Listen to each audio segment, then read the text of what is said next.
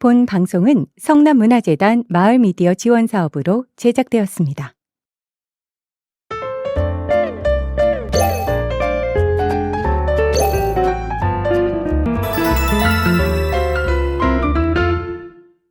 형형색색의 아름다운 꽃들과 그 꽃들의 향기가 기분 좋게 봄을 알리는 4월에 인사드립니다. 안녕하세요. 라울림의 2025년도 오전 정규 방송 중 클릭 성남 진행을 맡은 김희경입니다. 2022년도 3월 첫 방송을 시작으로 올해 4년째 여러분들과 함께하는 클릭 성남이 지난 3월부터 매월 세 번째 금요일 오전 11시에 라울림 유튜브 채널에 업로드되고 있는데요. 방송 내용은 성남시 정책의 다양한 소식들과 성남에서 둘러볼 만한 9곳, 즉 성남 구경을 살펴보는 코너 성남 구경은으로 꾸며집니다. 먼저 준비되어 있는 시정 소식들 좀 전해드리고요. 이어지는 코너로 성남 구경은까지 준비되어 있으니까요. 여러분들의 많은 청취와 댓글 부탁드립니다. 그리고 여러분들이 눌러주시는 구독과 좋아요는 라울림의 큰 힘과 응원이 되니까요. 꼭 구독과 좋아요 눌러주세요. 2025년 4월 18일 클릭 성남 시정 소식 시작하겠습니다.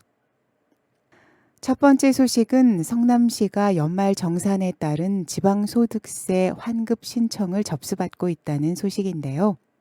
성남시는 2024년 귀속분 근로소득세 연말 정산에 따른 지방소득세 환급 신청을 받고 있습니다. 특별징수분 지방소득세는 사업주가 근로소득세를 원천 징수할 때 그 세액의 10%를 사업장, 소재지, 지방자치단체에 납부하는 지방세인데요. 연말정산 결과 환급금이 발생하면 특별징수 의무자는 지방소득세를 환급 신청하거나 다음 달 납부할 세액에서 차감하여 근로자에게 환급하는 방법 중 하나를 선택할 수 있습니다. 세무서를 통해 연말정산으로 근로소득세를 환급받아도 지방소득세는 자동으로 환급되지 않기 때문에 반드시 별도로 신청해야 된다고 해요. 지방소득세 연말정산 환급을 신청하려면 국세 환급이 완료된 후에 지방세 환급 청구서, 소득자별 환급 신청 명세서, 원천징수 이행 상황 신고서, 국세 환급금 통지서 또는 통장 입금 내역 사본을 제출해야 하는데요. 신청 방법은 성남시청 8층 지방소득세과에 직접 방문하거나 팩스 031-729-8409번으로 팩스 신청을 하거나 우편을 이용할 수 있고요. 위택스를 통해서 온라인으로도 편리하게 제출할 수 있습니다. 성남시는 경기 침체로 위축이 된 민생 경제 회복을 위해서 환급 신청이 접수되는 대로 신속하게 지급할 계획이라고 해요. 지난해 성남시는 연말 정산을 통해서 약 22억 원의 지방소득세 환급금을 지급한 바 있다고 합니다. 환급 신청에 대한 자세한 사항은 성남시청 지방소득세과 법인지방소득세 1, 2, 3팀 031-729-8942, 8492, 8496번으로 문의하시면 되겠습니다. 두 번째 소식은 성남시가 시민복지체계 강화를 위해 추진 중인 복지재단 설립이 타당성을 확보해 올 하반기 출범에 박차를 가하게 됐다는 소식입니다. 시는 경기연구원에 의뢰해 최근 7개월간 진행한 연구 용역 결과 복지재단 설립 타당성 있음이라는 종합 결론이 나왔다고 지난달 17일 밝혔는데요.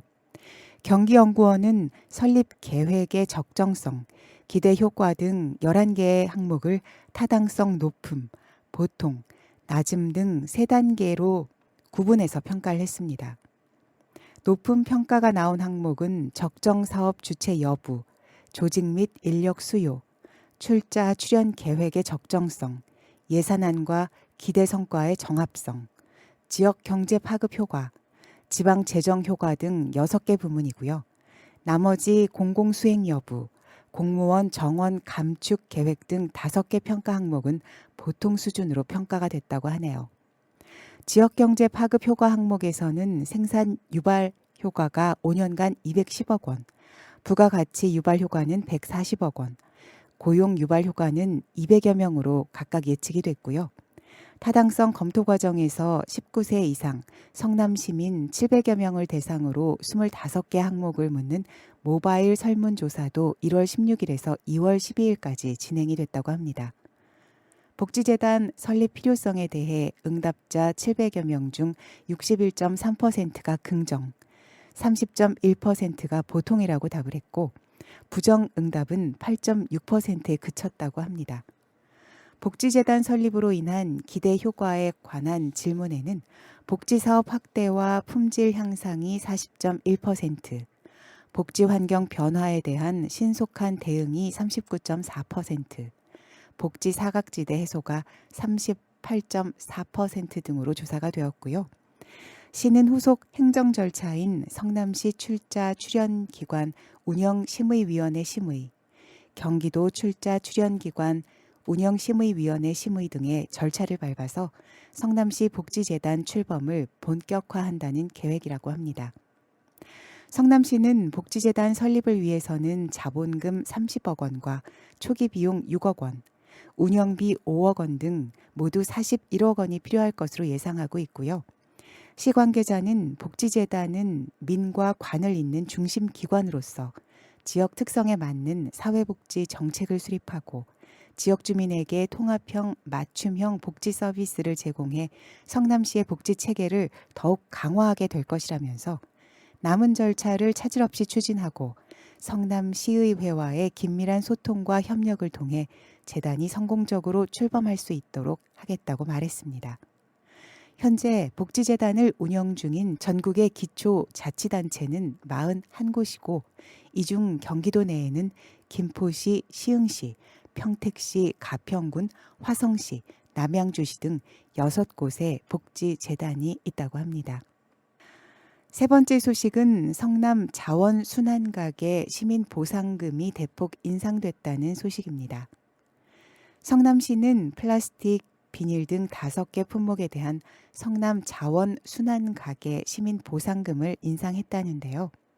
성남 자원순환가게는 전국 최초로 시민들이 재활용 가능한 자원을 깨끗하게 비우고 헹구고 분류한 후 가져오면 품목별 무게에 따라서 현금처럼 사용할 수 있는 포인트를 제공하는 제도입니다.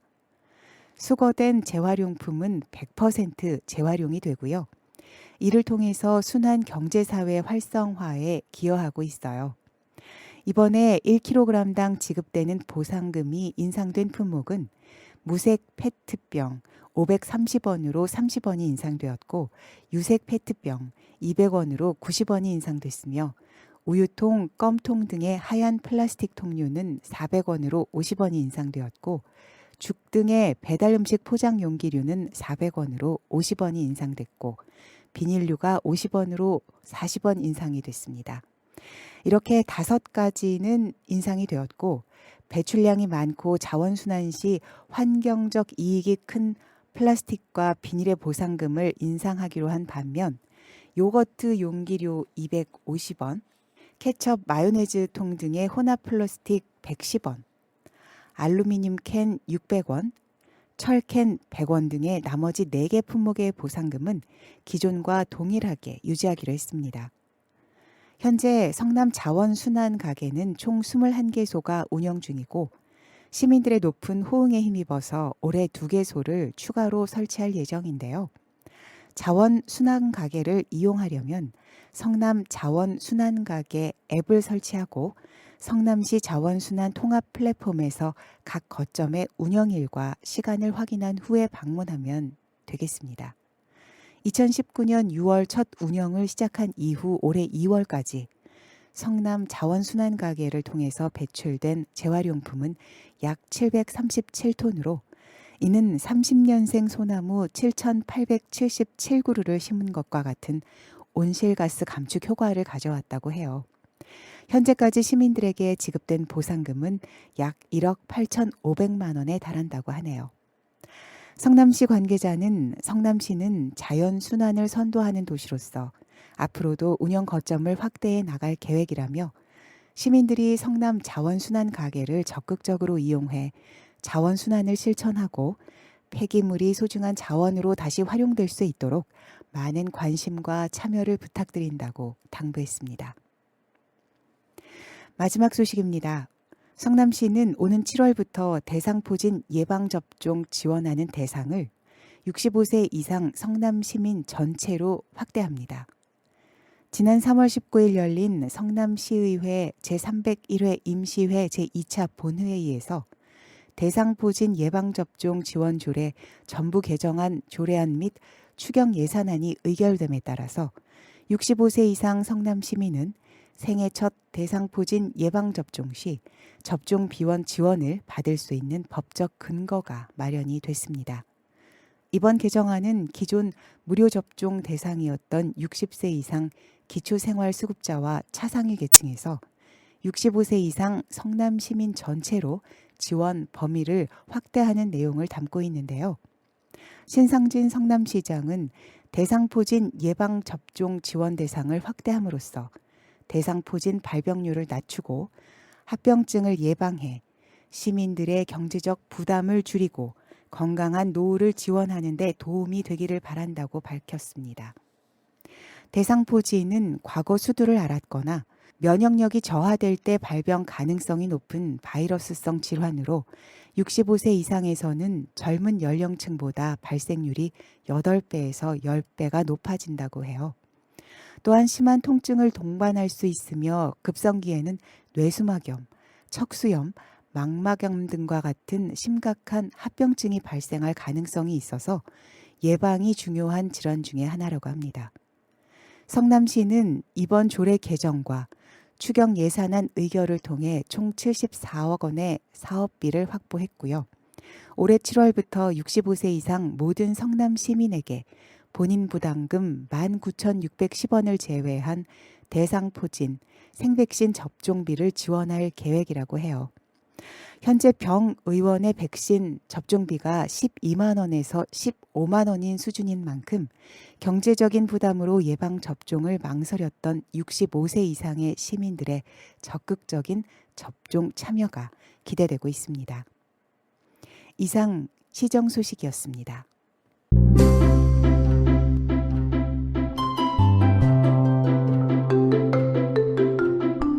성남 구경은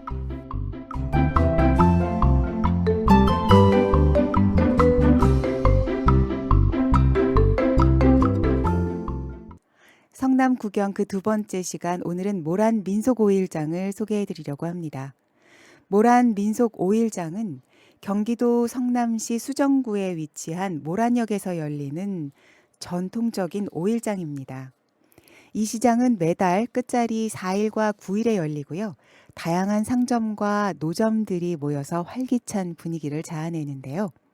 경기도 성남시 중원구 둔천대로 79에 소재하면서 1962년경에 형성이 된 걸로 알려져 있고요. 950곳의 점포수 그리고 11,000제곱미터의 면적에 펼쳐지는 민속 5일장입니다. 성남 모란 민속시장의 역사들을 좀 살펴보면 오늘날의 성남 지역은 오랫동안 인접해 있는 광주에 속해 있었죠. 남한산성의 남쪽에 있다는 의미에서 성남이라는 이름을 얻었는데 이 지역이 도시의 형태를 갖추게 된 건 한국전쟁 이후의 일로 한국전쟁 이후에 북쪽에서 월남한 피난민들이 대거 성남에 이주를 하게 됐는데 서울시가 도시를 정비하는 과정에서 성남에 택지를 조성하면서 급격하게 인구가 증가하게 됐고요. 인구의 증가에 발맞춰서 상업 활동이 요구가 되었고 시장이 곳곳에 개설되기 시작했죠. 1990년대에 기존의 장터가 좁아서 대원천을 복개한 곳에 조성이 된 주차장의 장터를 이전해서 지금까지 유지가 되고 있는데 모란 민속시장은 13곳의 구역으로 나눠져 있고 화훼부터 잡곡과 약초, 생선, 먹을거리, 채소 등 없는 것이 없다고 할 정도로 다양한 물품들을 판매하고 있습니다. 특히 형형색색 파라솔이 펼쳐진 이 시장 전경은 시장 건너편의 옥상에서 내려다보면 아주 장관을 이룬다고 하죠. 이 모란시장이라는 이름은 한국 전쟁 때 홀어머니를 평양에 두고 남쪽으로 내려온 육군대령 김창숙과 관련된 일화에서 유래됐다고 하는데요. 성남이 도시로 성장하는 데 큰 역할을 했던 김창숙은 마을 이름에 어머니가 있는 평양을 상징하는 모란 이름을 붙였고요. 시장 이름도 여기에서 유래했다고 합니다. 이 모란 민속시장이 본격적으로 모습을 갖춘 것은 1968년 서울에서 철거민들이 대거 성남으로 이주하게 되면서인데 1970년대에 들어서 수진교와 대원천에 이르는 길가를 비롯해서 당시 모란 예식장 주변을 중심으로 장이 섰고요. 74년에는 인근의 상설시장인 모란시장이 개설이 됐습니다.